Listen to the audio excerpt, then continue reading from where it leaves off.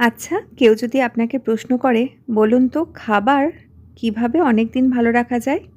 প্রথমেই আপনার মাথায় আসবে যে বিভিন্ন প্রিজারভেটিভ দিয়ে খাবারগুলোকে যেভাবে ভালো রাখা হয়, আচার ওই ধরনের জিনিসগুলো তো অনেকদিন ভালো থাকে। কিংবা আরেকটু যদি কম সময়ের জন্য ধরা হয়, তাহলে প্রথমেই ফ্রিজের কথা মাথায় আসবে। আপনাদের উত্তরগুলোও অবশ্যই ঠিক। তবে আমি যদি বলি খাবার সবথেকে ভালো থাকে ক্যামেরার মধ্যে। ওই দেখছেন, আপনারা না বড্ড রাগী। আরে বাবা, প্রমাণ দিচ্ছি তো। আরে বাবা, সম্পূর্ণ কথাটা তো শুনুন।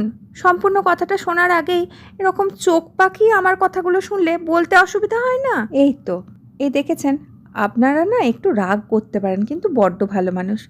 এই একটু যেই বুঝিয়ে বললাম অমনি বুঝে গেলেন।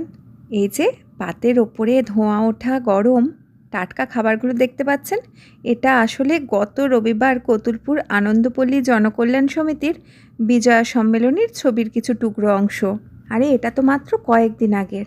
আপনার ফোনের গ্যালারিতে কয়েক বছর আগের একটা ফল বা সবজির ছবি দেখুন, এখনও কি টাটকা আছে? কি এবার আমার কথাটা বিশ্বাস হলো তো? আর বিশ্বাস না হলেও কিছু করার নেই, পান মশলা দিয়ে দিয়েছে, আর বেশিক্ষণ বসে থাকতে দেবে না।